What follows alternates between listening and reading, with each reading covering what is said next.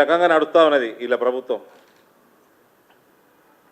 ఇక నేను ఎట్లా నమ్ముతారా రేవంత్, ప్రజలు ఎట్లా నమ్ముతారు? అందుకనే నీ గ్రాఫు తోక సుగ్గబడ్డ స్పీడ్లో పడుతున్నది ప్రజలల్లా. పక్కకి అందరూ కరప్ట్ బ్యూరోక్రాట్స్ అండి. కేసీఆర్ దగ్గర ఉన్న దొంగలు ఆఫీసర్లు ఎవరైతే అయ్యే ముఖాలు ఉన్నాయి ఇప్పుడు కూడా ఈయన పక్కకి. అంటే నీకు నియత కూడా లేదు. అదే చెప్తున్నా, ఈ మధ్య ఒక ఛానల్ ఆయన నాకు ఇంటర్వ్యూ చేస్తే వాడన్నా ఈయనని తీసుకుపోయి జైలు వేసిండు. ఎన్ని రోజులు ఉన్నాడు అప్పుడు? ఎన్ని రోజులు ఉండే?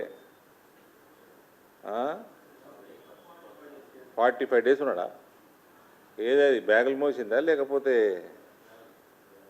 అదే డ్రోన్ ఎగరేసిందా? ఆయన కనీసం జైలు వేసిండు. ఈయన అది ప్రయత్నం కూడా చేస్తలేడు. అక్కడ దోషిపెట్టుకున్న వాళ్ళందరినీ, మంచిగా ఎక్స్పీరియన్స్ ఉన్నది, బాగా వెల్ ట్రైన్డ్ ఉన్నాడు, ప్రజల్ని దోసుకున్నట్లా అన్న ఆఫీసర్లని, అదే ఆఫీసర్ని పక్కకు పెట్టుకుంటాడు. పేర్లు చెప్పాలా? ఎర్ర ఉంటాడు ఒక ఆయన. సేమ్ దొంగలు దగులుబాజులు అండి.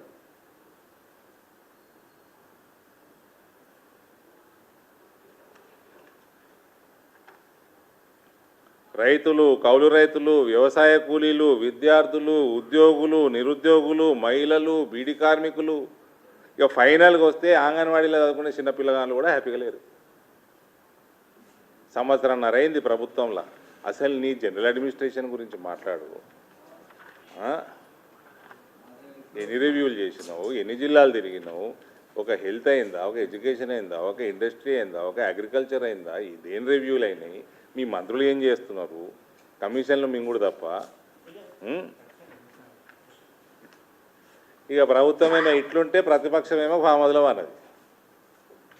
ఈ కేటీఆర్ ఏమన్నా అన్నాడా?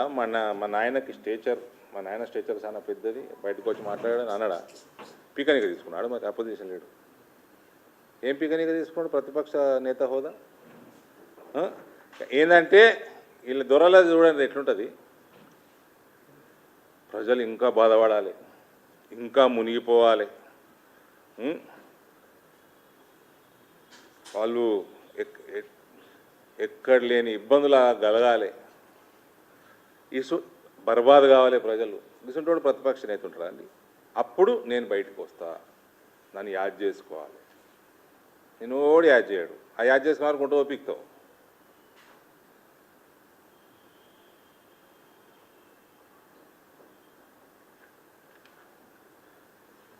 ఇది ఎట్లు ఇలాది కేసీఆర్ పోయినోడు, ఇప్పుడున్న రేవంత్ అంటే పాత గజ దొంగ గంగన్న అని కొడుకు రంగన్న కథ గుర్తుకొస్తుంది. గంగన్న ఊర్లో ఈ ఊరికెళ్ళి ఆ ఊర్లోకి పోయేటోళ్ళు బాటసార్లు అందరినీ దోచుకుంటా మహిళలకు పుస్తకం ఇచ్చి పెడుతున్నానట, బట్టలు ఇచ్చి పెడుతున్నాడట. ఆయన కేసీఆర్ లెక్క అడ్డం పడ్డాడు. ఒకరోజు అడ్డం పడితే, అరే అది అయిపోయింది, వయసు అయిపోయింది, బాగా దోచుకున్నారా, చాలా చెడ్డ పేరు వచ్చింది నాకు,